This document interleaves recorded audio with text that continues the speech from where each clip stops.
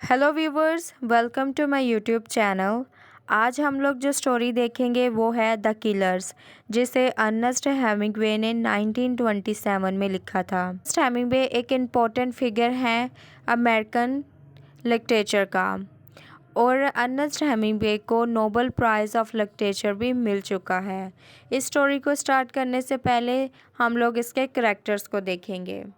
तो सबसे पहले हम लोग देखेंगे एल और मैक्स। ये टू किलर्स हैं जो कि ओले एंडरसन को किल करने के लिए आते हैं। उसके बाद जो करैक्टर्स हैं वो हैं हेनरी के लंच रूम के अटेंडेंट्स, जॉर्ज जो कि एक वेटर है, निक एडम काउंटरमैन है, और सैम जो है वो एक कुक है। तो करैक्टर को जानने के बाद अब हम स्टोरी को स्टार्ट करते हैं। स्टोरी स्टार्ट होती है जब एल और मैक्स हेनरी के लंच रूम में एंटर होते हैं। हेनरी के लंच रूम में एंटर होते हैं तो जैसे ही ये एंटर होते हैं तो एक हॉरर, एक टेरर एटमॉस्फेयर जो है वो क्रिएट हो जाता है। और इनकी फ़िज़िकल अपीयरेंस के भी बारे में बताया गया है कि ये बहुत मतलब इनके फेसेस जो थे वो एक दूसरे से डिफरेंट थे, लेकिन उन्होंने जो अपनी ड्रेसअप था वो एक सेम की हुई थी। जैसे ट्विंस होते हैं वैसे उन्होंने सेम ड्रेसिंग की हुई थी। उसके बाद वो जॉर्ज को बुलाते हैं अपने ऑर्डर को प्लेस करने के लिए। जॉर्ज जब आता है तो वो जॉर्ज को एक बहुत लंबा चौड़ा सा ऑर्डर प्लेस करते हैं, लेकिन जॉर्ज उन्हें कहता है कि ये सब कुछ आपको डिनर के टाइम मिलेगा, इस वक्त नहीं मिल सकता। तो वो जॉर्ज पे काफ़ी गुस्सा भी होते हैं। जॉर्ज के साथ और जो हेनरी के लंच रूम का जो बाकी अटेंडेंट है, क्रू है, उनके साथ उनका जो बिहेवियर है वो बहुत रश होता है, रूड होता है। और ऐसे ही वो एक के बाद वो निक निक और सैम को किचन में ले जाते हैं, उनको वहाँ पे टाइट कर देते हैं, उनको बैक टू बैक उनको बंद टाइट कर देते हैं। उनकी कमर एक दूसरे के साथ होती है और वो एक दूसरे को साथ बंधे होते हैं। उनके मुंह में टॉवल ठूंस दिया जाता है ताकि वो बोल ना सकें या शोर ना कर सकें। और उनमें से एक किलर जो है वो इन दोनों के साथ किचन में ही रहता है, और इस तरह एक बहुत हॉरर सा एटमॉस्फेयर जो है वो क्रिएट हो जाता है। फिर उन दोनों किलर में से एल और मैक्स में से एक अटेंडेंट को, जो हेनरी के लंच रूम का अटेंडेंट था, उनको इन्फॉर्म करता है कि हम लोग यहाँ पे ओले एंडरसन को किल करने के लिए आए हैं।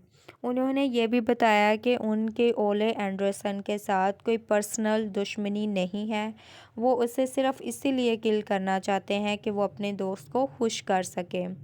वो अपने दोस्त को इसलिए खुश करना चाहते थे, जैसे कि मैंने आपको स्टार्ट पे बताया था कि ओले एंडरसन जो है एक बॉक्सर है। तो एल और मैक्स के दोस्त को ओले एंडरसन ने बॉक्सिंग में हरा दिया था, जिसकी वजह से उनका दोस्त जो है वो बहुत परेशान था, सैड था। इसीलिए वो अपने दोस्त को खुश करने के लिए ओले एंडरसन को किल करना चाहते थे।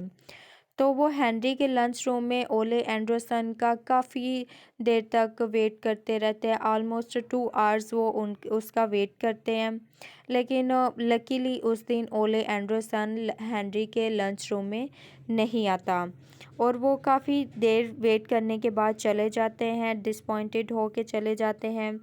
और जैसे ही वो जाते हैं जॉर्ज है वो जल्दी से किचन में जाता है।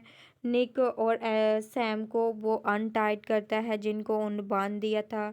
फिर जॉर्ज उनको कहता है कि हमें ये जो आज सारी सिचुएशन हुई है, हमें उसे ओले एंडरसन को उससे इन्फॉर्म करना चाहिए। निक एडम जो है वो ओले एंडरसन के पास जाता है और इसे सारी सिचुएशन के बारे में बताता है कि 2 किलर्स आए थे उसे किल करने के लिए, लेकिन ओले एंडरसन कुछ ख़ास रिएक्ट नहीं करता, कुछ ख़ास रिस्पॉन्स नहीं करता। ऐसे वो रिएक्ट करता है जैसे वो पहले से ही सब कुछ जानता था। ओले एंडरसन है वो निक को कहता है कि मैं थक चुका हूँ अपनी किलर से भागते भागते, अपनी जान को छुड़ाते छुड़ाते, लेकिन अब मैं थक चुका हूँ और अब मैं अपने आप को फेट के हवाले कर देता हूँ। अब जो किस्मत में होगा वही होगा। निक जो है वो ओले एंडरसन को एडवाइस देता है हमें पुलिस के पास जाना चाहिए और उन्हें ये सारी सिचुएशन बतानी चाहिए, लेकिन ओले एंडरसन कहता है कि हम पुलिस के पास जाने का भी कोई फ़ायदा नहीं है, क्योंकि उस वक्त की जो पुलिस थी बहुत ही इनएक्टिव थी। उस वक्त शिकागो में जो क्रिमिनल एक्टिविटीज़ थी वो बहुत अरूज पे थी, बहुत ज़्यादा थी, इसी वजह से कि वहाँ की पुलिस जो है वो बहुत इनएक्टिव थी।